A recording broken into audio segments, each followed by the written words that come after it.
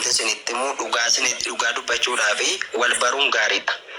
Nama wajjin haasoftan miiltoo kees ilaalladhu jedha Phaawulos Ximootiyoosiin. Miiltoo kee ilaalladhu, nama wajjiniin deemtu, nama wajjinii wangeela lallabdu eeggadhu. Iddoo akkasitti kanatu narra ga'ee ture, mana hidhaa akkasitti kanatu narra ga'ee ture jedheetiyyuu Ximootiyoosiin mucaasaa gorsa.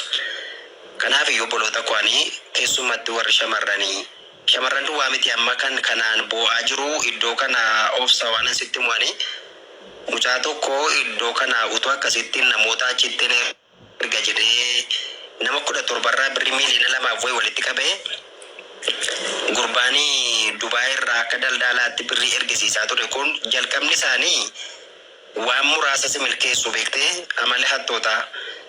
Fakkeenyaaf obboleettii koo amma Maartii kan jedhamtu irraa birrii 100 erganii fi isheen itti amanteetti yoo ta'e namni biraan ishee ilaalee akka inni baay'inaan itti galutti tooftaa kana hojjetu isaan. Sanaan booddee bakka amanamummaa qabaa jedhaniitu iyyuu namni 5 namni 10 namni 20 ishee duukaa hiriiru.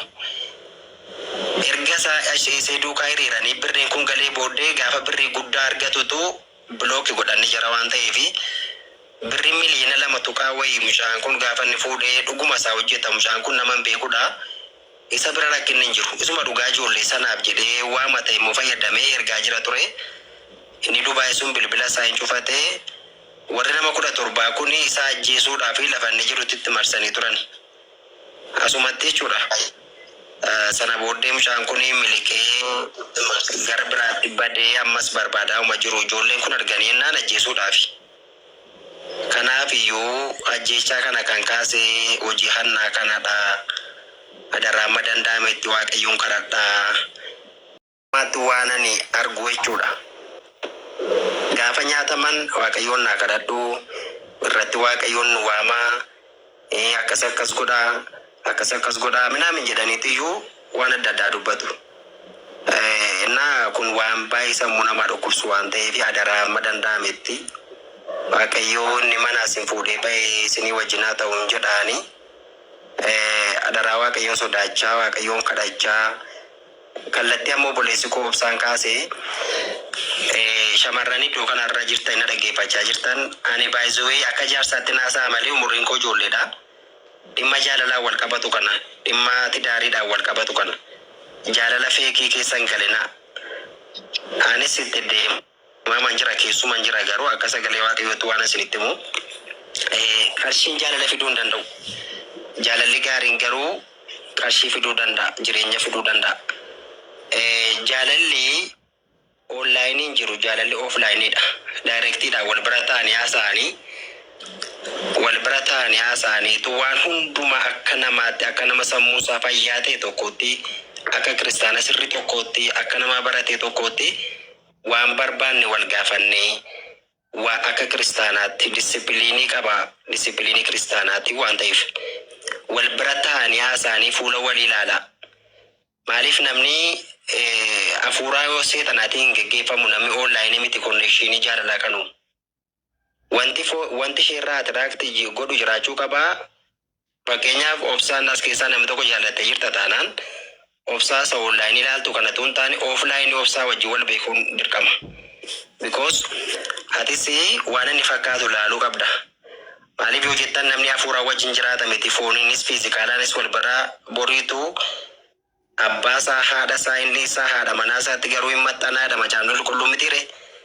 Sababii sanaatiif bor qullaa ishee namni ishee wajjiniin ciiftu nama jaallatte sana gaa'ila ishee keessatti jechuudha. Innis sodaa tokko malee qullaa isaa kan inni wajjin ciisu isheedha malee nama biraa tokko iyyuu miti. Kana gochuudhaaf immoo namni onlaayinii yamaalikoo andu'eera ani gabeera lubbuu keenyaaf jedhee kan wabii darbe kan nuuf du'e Yesuus Kiristoos ilma Waaqayyoo isa jiraataa malee namni nuuf du'uu hin danda'u.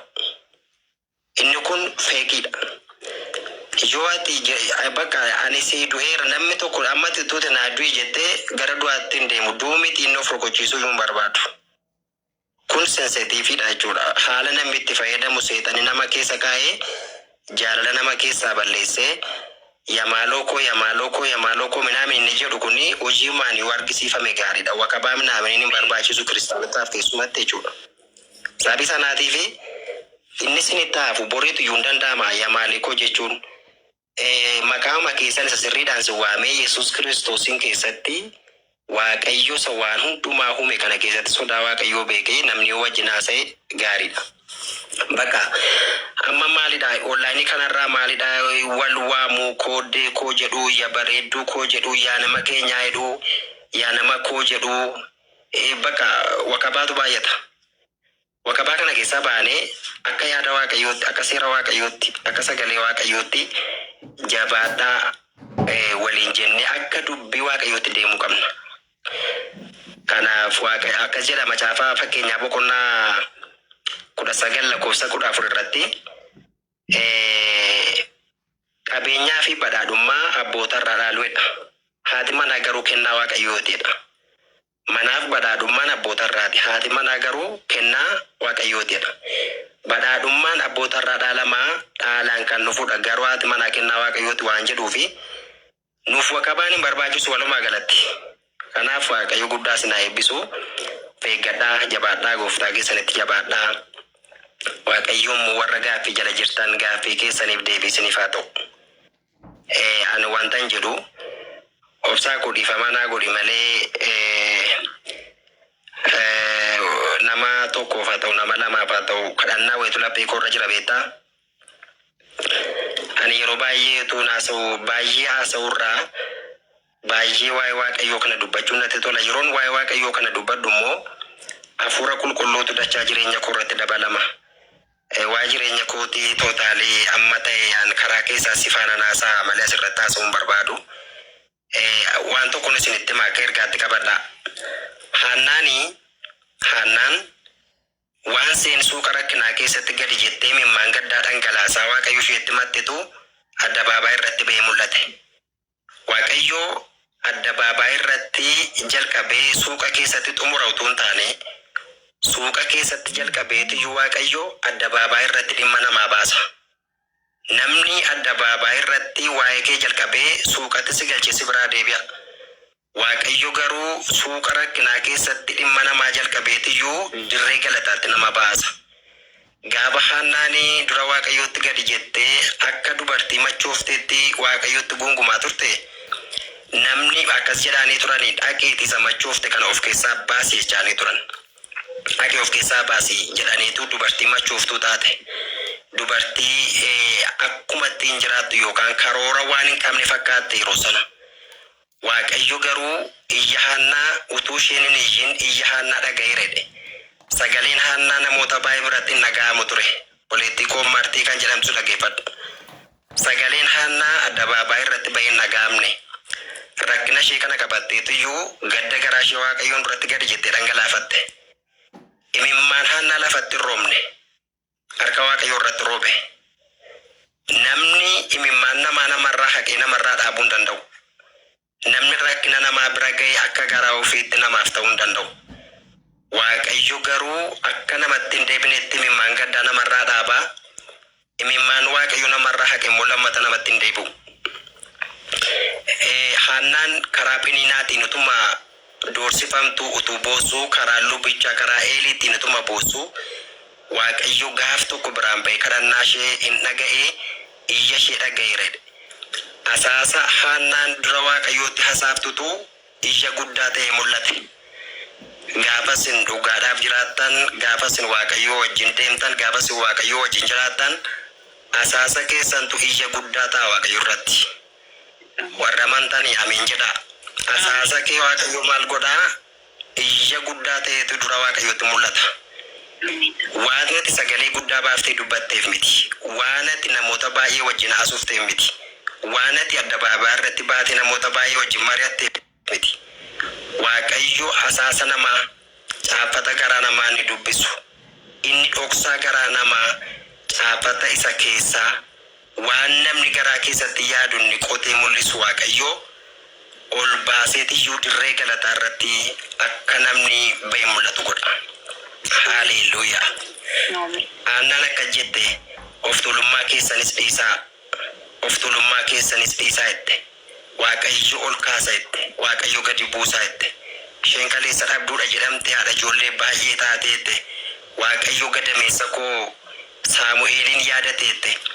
Rakkina isheerraa kan dhalate nama guddaa, raajii guddaa, raajii dhalootaaf ka'e, raajii Waaqayyoo ittiin saba isaa wal'aane Saamu'eel nama guddaatirraa dhalate. Gadameessi Haannaa inni gogee inni isheen ittiin arrabsamaa turte raajii guddaa baate sabaaf akka isheen furmaata taatu godhe Waaqayyo. Sanaan booddee gaafa kaatee dhaabbattu akka jette Haannaan, Waaqayyo beekaadha, Waaqayyo ol kaasaa, Waaqayyo hin jiraachisaa, Waaqayyo gadameessa koo dhalaan na yaadate, Waaqayyo iyya koo naaf dhaga'e, Waaqayyo imimmaan koo narraa haqee jette. Imimmaanni Waaqayyo namarraa haqu lammata namatti hin deebi'u. Erga guyyaa gaafa sanaa Haannaarraa Waaqayyo imimmaan isheerraa haqee Haannaan deebitee hin boonye. Amma harki Waaqayyootti sii buuttidha malee obboleettii koo. Baay'ee haasa'uu caalaa baay'ee Waaqayyo wajjin dubbachuun furmaata guddaa qaba. Maqaa Kiristoos Yesuus du'ee du'a injifatee ka'eetiin yeroo kanaa kaasee harki imimmaan gaddaa isinirraa haqu. Suuqa isin keessa jirtan keessatti harki harka isaatiin afaan keessan tuqu. Arraba Isaayyaasiin abiddaan tuqe. Harki Waaqayyoo gara keessan dhufu. Humna dhiiga Hoolichaatiin sa'aatii kana yeroo kanaaf sa'aatii kanaa kaasee warri under question jirtan, gaaffii jala kan jirtan, rakkoo keessan namni kan isiniif hubachuu dadhabe, dhoksaa garaa keessanii, icciitii keessan isa keessaa, boo'icha keessan isa lafa dhoksaa, boo'icha keessan isa suuqa rakkinaa, maqaa Waaqayyoo Waaqa Israa'eliin harki Waaqayyoo bira isiniif haa ga'u. Harki inni mismaarri waraane sun humna dhiiga Hoolichaatiin bira isiniif haa ga'u. Namni dubbii keessanitti kolfa malee namni koomentii sirrii isinii kennu tokko yoo hin jiru. Waaqayyo garuu yaada sirrii namaaf kenna. Gaafa isin dubbattan dhoksaa garaa keessanii kan hubatu Waaqayyo malee hin jiru. Yaada keessan kan hubatu Waaqayyo malee hin jiru. Namni rakkina keessan isa sirrii bira ga'u Waaqayyo malee hin jiru. Humna dhiiga Hoolichaa isa dhiiga isaa qaraanii irratti dhangalaaseetiin dhiiga Hoolichaa isa qaraanii irratti dhangala'e sanaan deebiin halkan kana yeroo kanaa kaasee hunduma keessaniif haa ta'u. Buleessa koofsaaf, buleetti koo martiif, buleessi koo yeroon kan jettu, tafarii kan jettu, daanyi gara gadii kan jirtan maqaa Waaqayyo Waaqa Israa'eliin harki gaaffii keessan deebisu harka Waaqayyoo duwwaa ta'u. Ajandaan keessan namatti mul'achuu utuu hin taane ajandaan keessan Waaqayyotti mul'ate haalli keessan hundumtuu Waaqayyoof kan galu ta'e caabbata garaa keessanii Waaqayyo dubbisee waan isin itti boosan irratti Waaqayyo hunduma keessaniif deebi'a ta'u. Obboloota koo eebbifamaa Waaqayyo isin haa eebbisu. Marii keessan isa dhugaa Yesuus Kiristoosiin godhadhaa. Waaqayyo baraaf jireenya keessan haa eebbisu. Dubbiin kun laphee koorratti waan jabaateef hin dubbadhe. Sagantaan keessan mareen keessan kan biraadha. Waaqayyo gaa sagantaadhaanis sagantaa malees waa gara laphee namaa fidaa waan ta'eef kadhatatti baay'ee amanaa. Eebbifama Waaqayyo baraaf jireenya keessan haa eebbisu. Halkan qulqulluun illee kan nu barsiisu Waaqayyo hammam akka ga'u beekudha. Amanuu fi beekuun amma garaagarummaa guddaa qaba. Amanuudhaan duratti Kiristoos yookaan gooftaan keenya Yesuus Kiristoos inni nuti itti yaamamne kun itti qabamne kuni hammam ga'a jennee beekuun baay'ee murteessaadha. Kanaaf walumaa galatti ergaan isinii qabu Kiristoos yeroo hundumaa Waaqa gaarii, Waaqa amanamaa, Waaqa nama oolchu, Waaqa nama gargaaruuf nama wajjin ta'uu isaa beekuun nurraa eegamaa jechuudha nuti amantootarraa. Kanaaf gooftaan keenya Yesuus Kiristoos jaalala isaa kan nutti mul'ise hammamis akka ga'u kan nutti agarsiise eenyummaa isaa dabarsee nuuf kennuudhaani hundumti keenya isa kana dursa beekuu qabna. Kanaaf haala keenya, beekumsa keenya, dandeettii keenya, ogummaa keenya yookaan gaafa argannes gaafa dhabnes waan ittiin isa buufnu yookaniif immoo waan ittiin isa hir'isnu qabaa kan qabnu don ta'ini yeroo hundumaa waaqni keenya gadda keessatti dhiphina keessatti argachuuf dhabuu keessatti waaqni waaqa jabaa akka ta'e beekuun anaaf sinirraa hin eegama. Kannaa dhibu keessaa macaafa qulqulluu keessaa macaafa Iyyoob boqonnaa 5:8 irra isa jiru tokko Iyyoob qoramaa ture. Seenaa Iyyoob baay'een keessan baay'istanii hin beektu jedhanii yaada. Yeroo qorametti haati warraas akkas jette, ati hamma yoomitti gooftaa kana waamtaa? Amma arrabsiteen duutu gaafa ishiin jettuuni boqonnaa 5:8 irratti hidhattanii gaafa dubbistanii ani yoo toositee ammallee waaqayyoon nan barbaadadhaadheen. Inni wanta guddaa qoranii bira ga'uu hin dandeenye wanta daarii hin qabne siin hojjetaadheen.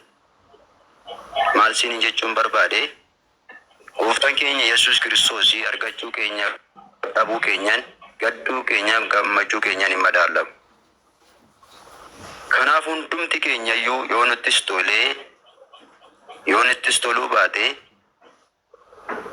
bara jiraannuuf carraa waaqayyo nuu kenne addunyaa kanarra jiraannu hundumatti waaqayyoon beekuun anaaf sinirraa eegama jechuudha.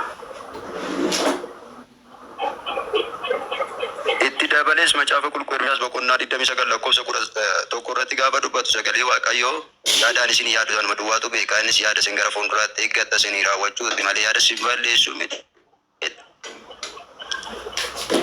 Obboleen koo ragaa garagaraas akkasumas sagalee waaqayyoo keessaas gorsa tokko kunuu kennaa turanii ani kana isiniin jechuu barbaadu obboleewwan koo bara jiraatan hundumatti qorumsi isin mudachuu danda'a, argachuu dandeessu, dhabuu dandeessu, gadduu dandeessu, gammaduu dandeessu. Yeroo gadditanis yeroo gammaddanis yeroo dhabdanis yeroo hundumaa waaqni waaqa akka ta'e beeka. Gooftaan keenya Yesuus Kiristoos waaqa haala kamiinuu madaal lamni akka ta'e beekuun hunduma keessan irraa eegama. Ergaan ani isinii qabu galgala kanisuma kana walumaa